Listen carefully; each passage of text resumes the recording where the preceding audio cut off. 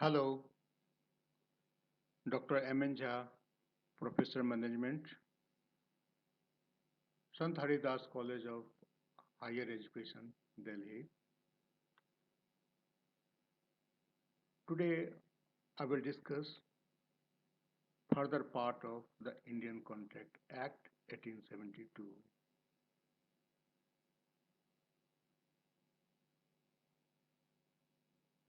In further part of the Indian Contract Act, it is important to understand the rights and obligations mounting out of the contract to parties. Here in this slide, we can see that there are two parties, A and B, and it is must also to make any contract there must be two parties, either two individual, two companies, one individual, other company, one company, other individual, two groups of individual, whatsoever, but there must be two parties. Here in the depiction it is clear that A is a party and B is another party. So A's proposal to B is to sell Alto K10 car model 2015 white color against a consideration of rupees 2 lakhs rupees. Once the proposal of A is accepted by B, B is agreed to purchase the offered car for rupees 2 lakhs, then there becomes promise from A to B and B to A, means promise and set of promises, what we had discussed earlier while defining agreement. Here, what we are discussing about both the party A and B are having some rights and obligations. Rights of A is obligation for B, and obligation of A is right for B, or vice versa. So what is right for A over here? A is right under this contract to receive 2 lakhs rupees from B, and B's right under this contract is to get delivery of car as specified in the contract from A. Similarly, A's obligation is to deliver car and B's obligation is to pay rupees 2 lakhs as agreed in the contract to A. So it is clear that any contract mounts rights and obligation or duty to both the party will have to comply it.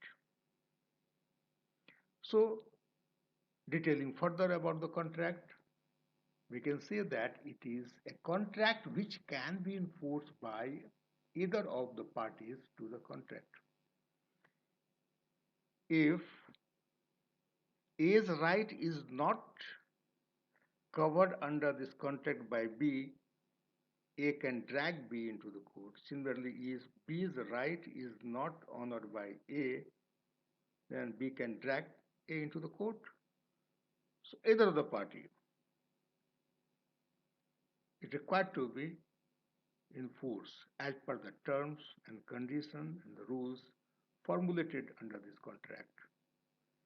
If one of the parties refuses to perform the contract, means refuses to fulfill his or her obligation, then other party can take an action in the court of law against such party.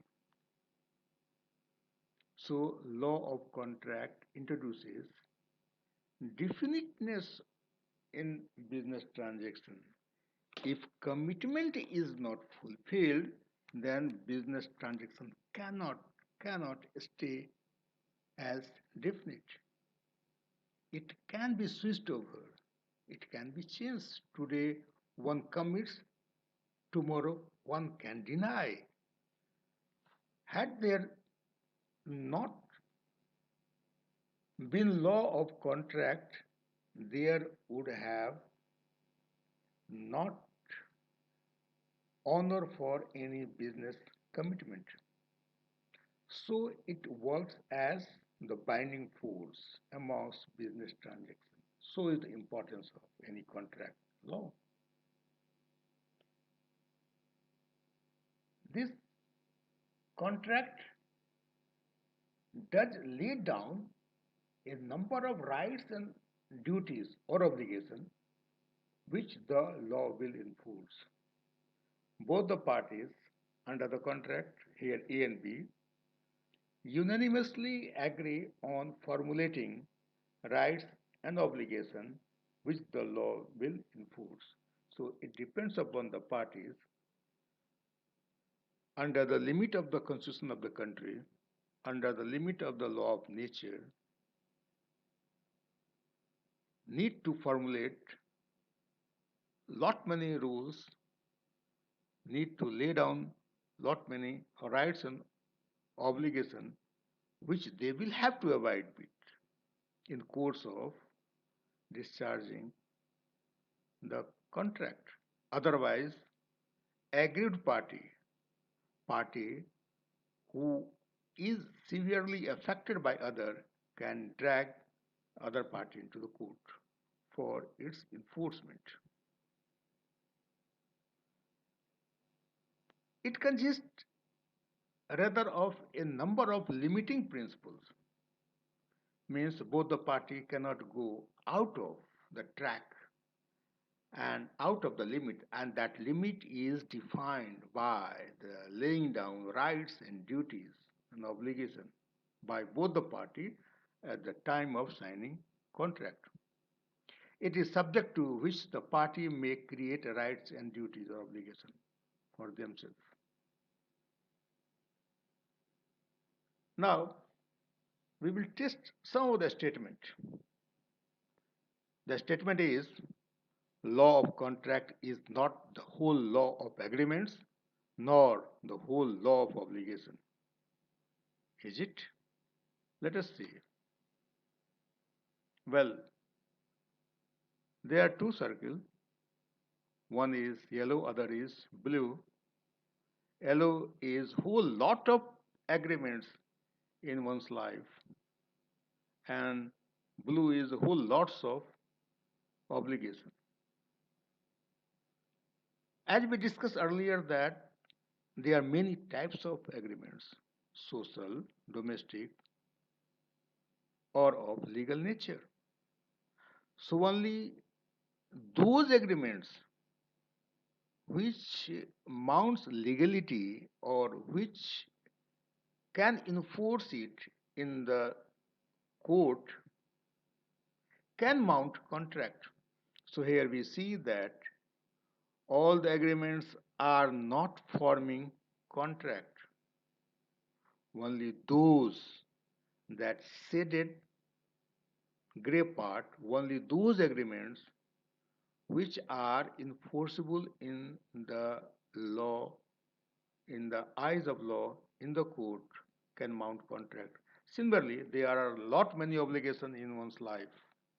Obligation is to attend some private party. Obligation is to attend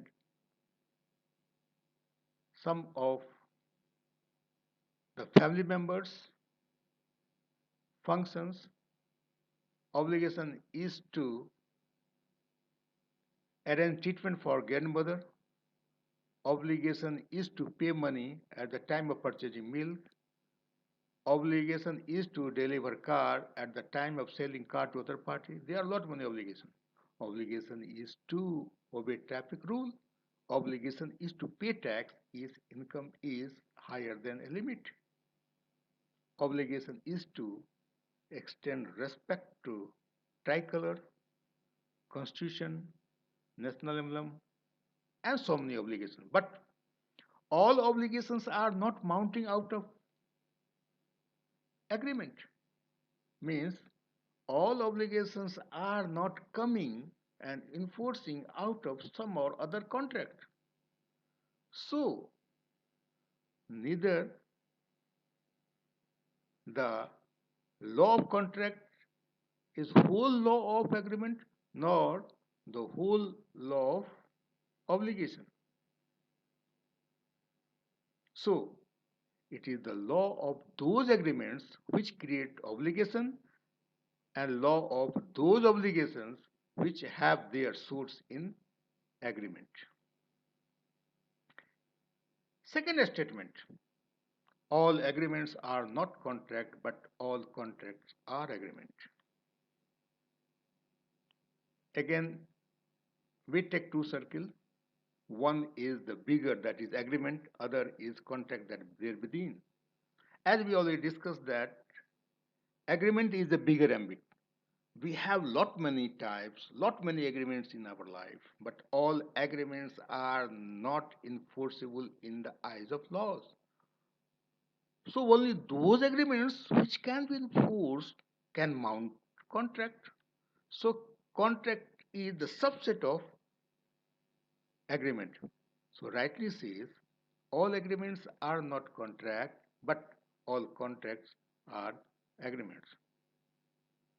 Thank you. Thank you very much.